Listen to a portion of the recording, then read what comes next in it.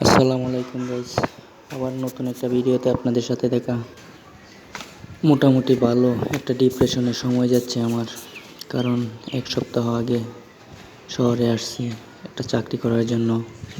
এখনও একটা চাকরি নিতে পারি নাই, কারণ চাকরি খুব টাফ। আমি গার্মেন্ট জগতে অনেক কাজই পারি, তারপরও এখন আমি চাকরি নিতে পারতেছি না, কারণ এখন নিয়োগ তেমন নিতেছে না, শুধু মেয়েদেরকে নিতেছে। তাই 5-6 দিন ঘুরে সিদ্ধান্ত পরিবর্তন করে এখন আমি রাজের কাছে যাচ্ছি, আমি রাজমিস্ত্রির কাজে। চাকরি খুঁজতেছি, আমি কারণ পাইতেছি না, রাজের পেট কাছে তো যাইতেছি। চালাতে হবে। কারণ খুঁজা সিদ্ধান্ত তো নিলাম আর লাভ নাই। যে কয়েকদিন কারণ রাজমিস্ত্রির যায়া কাজ পড়ছি। করে যে দেনাগুলা হয়েছে এক সপ্তাহে, সেই দেনাগুলা ক্লিয়ার করতে হবে। তাই আজকে থেকে শুরু করলাম রাজমিস্ত্রির কাজ। কিছুদিন কাজ করে তারপর আবার চেষ্টা করব গার্মেন্ট জগতে চাকরি নেওয়ার জন্য। আমি গার্মেন্ট জগতে অনেক কাজই জানি, যেমন কাটিংয়ে numbering man, writer man, bundle man এগুলো জানি। আর ফিনিশিংয়ে আয়রন ম্যান। আর সুইংয়ে শুধু আমি প্লেন মেশিন চালাতে পারি, যেটা আমি রেগুলার চালাই।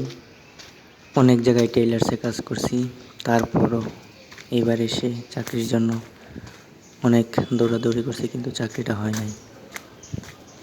আমি অনেক জায়গায় চাকরি করছি, কিন্তু এবারের মতো ডিপ্রেশনে কোনো দিন পড়ি নাই, কারণ আমি এবার বুঝে গেছি আসলেও চাকরির জন্য কপালও লাগে, কপালে থাকতে হয়। এত জায়গায় ঘুরছি, কিন্তু ছেলে এলাওই করে না। তাই চিন্তা করতেছি ঈদের পর চাকরি নেব।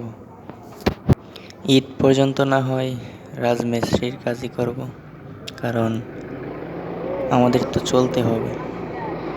শহরে আসছি, এখন সবাই তো শহরে আছে, কিন্তু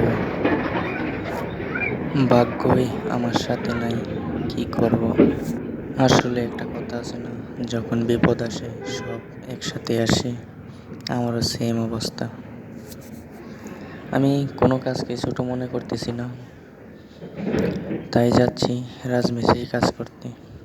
জানি অনেক কষ্ট হবে, কিন্তু কি করব, করতে তো হবে।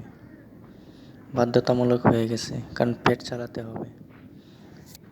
আমার এই পরিস্থিতির জন্য আমি নিজেকেই দায়ী করি, কারণ অতীতে কিছু কিছু মুহূর্ত ছিল যেগুলোকে অবহেলা চোখে দেখছি। তাই আজকে এই পর্যায়ে এসে রাজমিস্ত্রির কাজ করতে হইতেছে। আর না হলে আমি শহরে আছি প্রায় 7-8 বছর ধরে, কোনো চাকরির অভাবে ভুগি নাই, রেগুলার চাকরি করছি। কিন্তু ওই যে কিছু কিছু মুহূর্ত অবহেলা করছি, তাই রাজমিস্ত্রির কাজ করতেছি আজকে। প্রত্যেকটা মানুষেরই কোনো না কোনো স্বপ্ন থাকে, আমারও আছে। সবাই চেষ্টা করে সাকসেস পেতে, আমিও চেষ্টা মুরব্বি, করতেছি সাকসেস পেতে। এই কাজ চলতেছে নাকি?